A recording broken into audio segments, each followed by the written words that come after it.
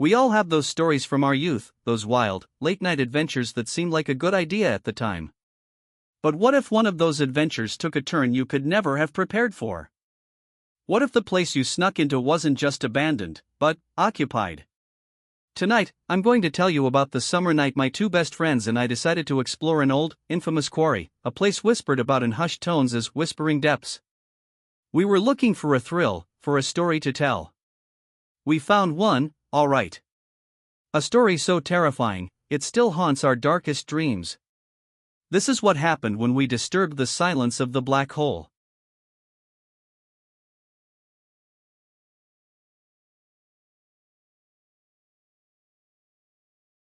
Summer nights hit different when you're a teenager, especially when you're out past curfew with nothing but bad ideas and a flashlight. That's how I felt a few summers back, maybe 16 or 17, right at that age where you think you're invincible and the world is just waiting for you to explore its hidden corners. Me and my two best friends, Maya and Liam, we were always looking for something to do, something that felt like an adventure. Most of our adventures were pretty tame, late-night fast food runs, sneaking into the deserted town pool for a swim, that kind of thing. But this particular night, Liam had something bigger, something a lot spookier, on his mind. There was this old abandoned quarry just outside of town. Everyone knew about it. It wasn't officially marked, and there were no signs, but its reputation spread like wildfire through generations of kids. People called it the Black Hole or Whispering Depths. It was full of local legends, whispered stories about things lurking in the murky water, things that sometimes came out after dark. During the day, if you happened to glimpse it from the highway, it just looked like a massive, overgrown scar on the landscape, a big hole in the ground filled with dark, still water. But at night, especially on a moonless night when the stars seemed to get swallowed by the thick tree line, it became something else entirely. It felt ancient, heavy with secrets. Liam, bless his heart, was the self-proclaimed daredevil of our group. He was always pushing us, always finding the most ridiculous, slightly dangerous things to do. If there was a do not enter sign, that was just an invitation for Liam. Maya, on the other hand, was the nervous one. She worried about everything, getting caught, getting hurt, or in this case, encountering whatever spooky stuff Liam was so eager to find. But despite her nerves, she'd always come along. I think part of it was loyalty, and part of it was that she secretly wanted to be brave like Liam, even if her face told a different story. Me? I was somewhere in the middle. I could be easily convinced, especially if Liam made it sound like an epic story we'd tell for years, but I was also quick to get spooked. A loud noise, a sudden shadow, and my heart would be in my throat. This particular evening, Liam had been glued to his laptop all day, scouring old local forums and dusty internet archives. He'd stumbled upon some really old posts, some going back decades, talking about strange noises coming from the quarry after midnight. Not just animal sounds, mind you, but specific things, faint, sibilant whispers that seemed to carry across the water, and splashes that were too big, too deliberate to be a fish or a frog. One post even mentioned a low, humming vibration that would shake the ground near the edge. Naturally, when he showed us these posts, his eyes were practically gleaming. "We have to investigate," he declared, like he was some seasoned paranormal investigator, not just a kid with a beat-up car and a brand-new, super bright tactical flashlight he'd bought online. The trek in. So, around 10:30 p.m., after our parents were safely asleep, or at least, we hoped they were, we piled into Liam's beat-up sedan. It was an old white thing, smelled faintly of stale fries and cheap air freshener. We parked it on a barely there dirt road, almost a deer trail, a good half-mile from where we figured the quarry's unofficial entrance was. We did this just to be safe, so no one would easily spot the car.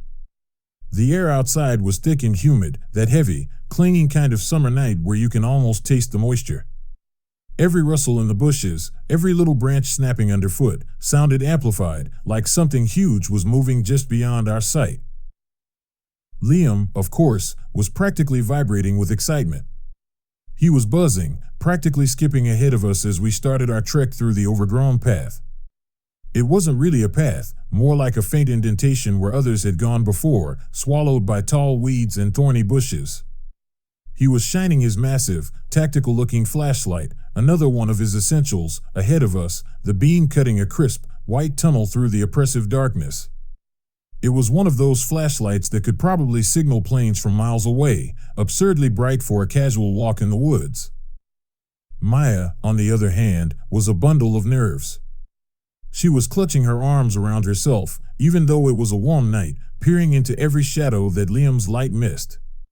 "Are you absolutely sure about this, Liam?" she kept asking, her voice barely a whisper, almost swallowed by the night. "What if someone sees us? What if those stories are true?" Liam just grinned back, a flash of white teeth in the darkness. "That's the point, Maya. Imagine the story we'll have. Besides, who's going to be out here at this hour?" He sounded so confident, so sure, that for a moment, I almost believed him. Almost. The path, if you could even call it that, twisted and turned, roots like thick snakes snagging at our sneakers. Low-hanging branches slapped at our faces if we weren't careful. The air grew heavier, somehow, as we moved deeper into the woods, the scent of damp earth and unseen decaying leaves filling our noses. The distant sounds of suburbia faded, replaced by the chirping of crickets, though even their calls seemed subdued, less vibrant than usual. Finally, after what felt like an eternity of stumbling and pushing through dense foliage, we broke through the last line of thick, gnarled trees. And there it was. The quarry. It was immense, a gaping maw in the earth, like a giant had taken a bite out of the world and then just left it. The sheer drop from the edge was enough to make your stomach lurch, a dizzying vertical plunge into blackness. The water at the bottom, what little we could see, was murky and still, reflecting the faint, hazy moonlight like polished obsidian. It looked black, utterly devoid of light or life. There were old, rusted metal structures sticking out of the water in places, jagged and broken. There were remnants of its mining days, cranes and gantries, looking now like skeletal fingers reaching up from some watery grave, broken teeth of a long-dead beast. They cast grotesque, distorted shadows across the water. The waiting game. We carefully made our way to a flatter, more stable-looking section of the edge, about halfway around the perimeter. It was a small plateau of cracked earth and gravel, surprisingly free of the usual scrub brush. It felt like a stage, perfectly set for whatever might happen next. The silence here was different from the woods. It was absolute, unnerving. Not even crickets, which was deeply unsettling for a summer night. It was like the quarry itself was holding its breath, waiting. Liam, ever the provider, pulled out a small cooler he'd lugged all the way here. He dug through the ice, the clinking sound echoing strangely in the profound quiet, and cracked open 3 sodas. The hiss of the cans opening sounded shockingly loud. "All right, team," he whispered, his voice hushed and almost reverent now, not quite as cocky as before. "Operation Quarry spookiness is officially a go." He handed us each a soda. Mine felt icy cold in my hand, a welcome contrast to the humid air, but my palms were already sweating. We sat there, huddled together on the edge of that dark pit, for what felt like an hour. We talked in low tones, our voices barely audible, mostly about school or stupid inside jokes, anything to distract ourselves from the growing sense of unease. We took sips of our sodas, trying to act braver than we felt. Every now and then, Liam would shine his absurdly powerful light down into the water, sweeping the beam across its inky surface, but all we saw was blackness reflecting back, a void that seemed to swallow the light whole. It was like looking into nothingness. Maya was visibly shivering, even though the night was warm, probably in the high 70s.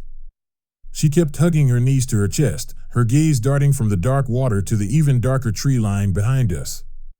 "Are you sure this is a good idea?" she'd whisper again, her voice thin with anxiety. Liam would just nod, trying to project confidence, but even I could see his jaw was a little too tight, his eyes flicking around more often than usual. He was trying to be brave for us, but the silence, the sheer weight of the place, was getting to him too. Frowned. And then, it happened.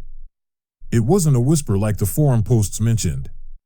It wasn't a splash or a hum. It was something entirely different, something far more primal and terrifying. A low, guttural moan echoed up from the very depths of the quarry. It wasn't human. Not even close. It was deep, wet, and drawn out, like something ancient stirring from a long, troubled sleep. It sounded like a massive creature, perhaps submerged, letting out a mournful, agonizing cry. It vibrated in the very air around us, a sound that seemed to come from everywhere and nowhere all at once. It resonated in my chest, a deep, unsettling thrum. My blood ran cold. The soda can slipped a little in my sweaty hand. Maya let out a small, choked gasp, slapping a hand over her mouth as if to keep more sound from escaping. Liam, usually so quick to react, was frozen. His massive flashlight, which he'd instinctively shone back down into the water the moment the sound started, remained rigidly fixed, its beam swallowed by the inky blackness as if by a physical force. His face, usually so confident, was now ashen, pale in the stray light that bounced off the ground. His eyes were wide, unblinking, fixed on the terrifying source of the sound. We listened, rigid, for what felt like an eternity. The moan slowly, agonizingly, faded away, its last dying echo seeming to hang in the heavy air.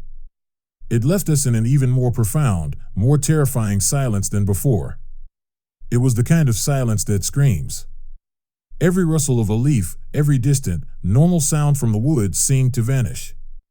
Even the crickets had fallen silent. What in the world was that? Maya finally managed to stutter, her voice shaky, barely audible. Her eyes were wide, glassy with terror, fixed on Liam's face as if he had all the answers. Liam slowly lowered his flashlight, his hand trembling almost imperceptibly. He looked at us, his eyes meeting mine, then Maya's. "I don't know," he breathed, and for the first time, the last vestiges of his daredevil bravado completely evaporated. I heard real, raw fear in his voice, a kind of fear I'd never heard from him before. I think we should just go. No arguments from me or Maya. Not a single one. We scrambled to our feet, tripping over our own feet in our haste. We didn't bother to collect our empty soda cans or the cooler. They lay forgotten on the ground, little plastic monuments to our quickly vanishing bravery. Every single instinct screamed at us to run, to get as far away from this place as possible, as fast as humanly possible. The return. But as we turned, our backs to the dark quarry, another sound stopped us dead in our tracks. A scraping, dragging sound. It was coming from the narrow, overgrown path we'd just come from, the only way back to Liam's car.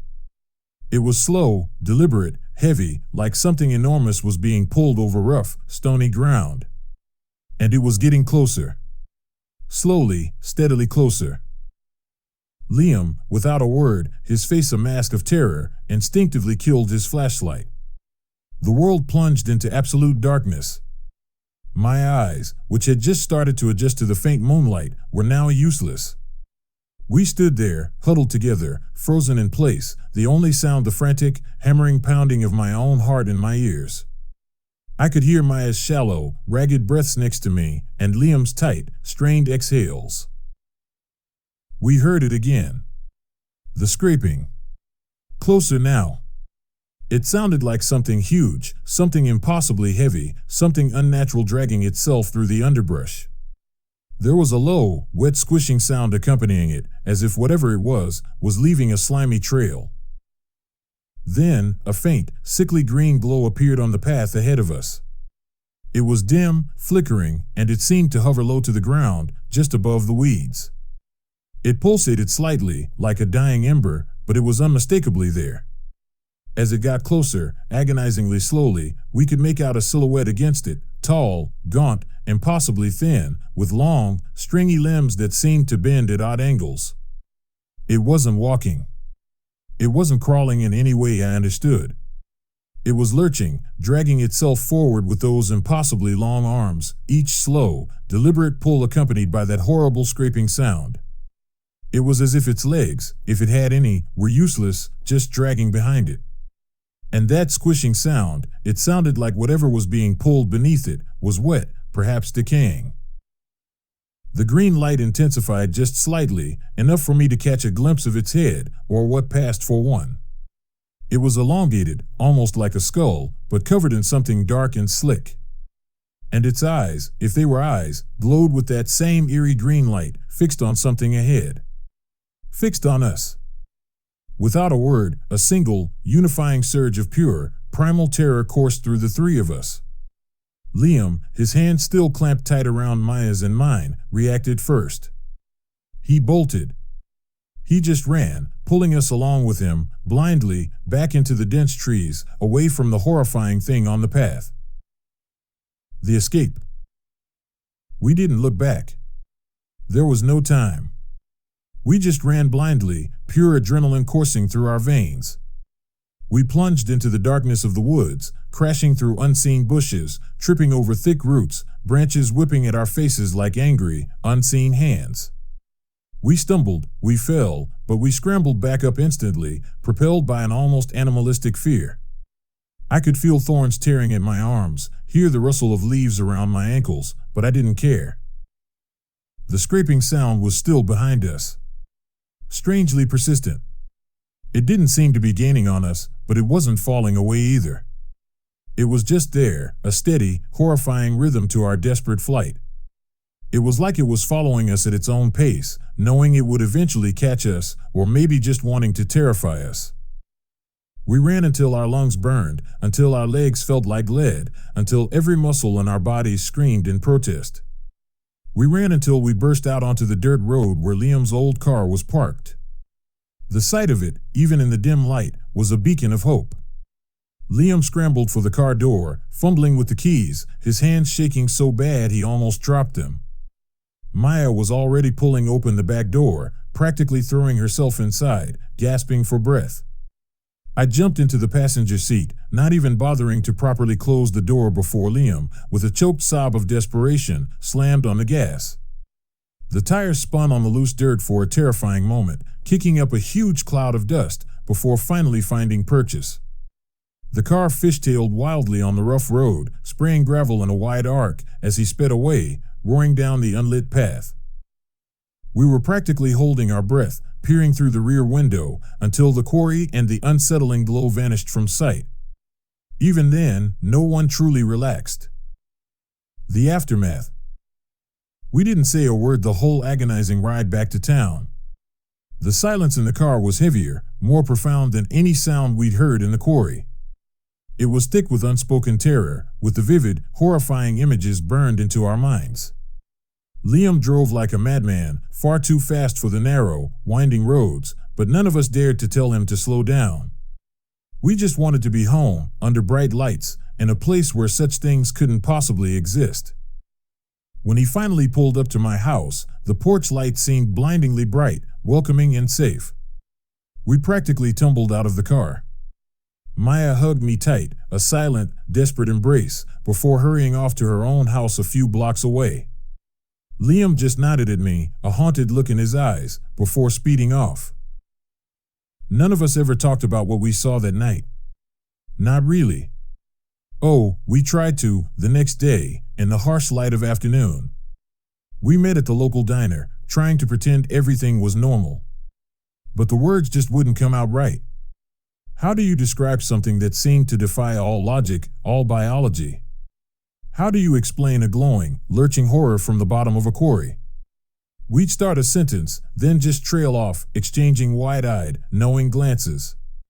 The unspoken agreement was made then: some things are better left unsaid. Some experiences are too dark, too impossible, to share.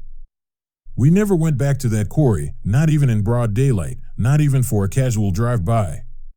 The mere thought of it sent shivers down my spine. Liam even sold his tactical flashlight a week later, saying he didn't need it anymore. It was a subtle sign of how deeply the experience had affected him, the brave leader of our adventures. He avoided any mention of the quarry, and so did we. Sometimes, late at night, when the house is quiet and the summer air is thick with humidity, I'll hear a sound outside, maybe just a car on the distant highway, or the wind rustling through the trees. But for a split second, my blood turns to ice, and I'm back there, hearing that low, wet moan echoing from the depths, and seeing that sickly green light lurching towards us through the darkness. Some things are better left undisturbed, especially when they moan from the deep and drag themselves out of the darkness on a hot summer night. And some summer nights, they leave you with a chill that never quite goes away. We left the sodas, the cooler, and a piece of our youthful bravado back at that quarry. Liam sold his flashlight, we avoided talking about it, and life moved on. But the memory? That remains. It's a constant, chilling reminder that some urban legends aren't just stories, some places hold secrets far more sinister than you can imagine.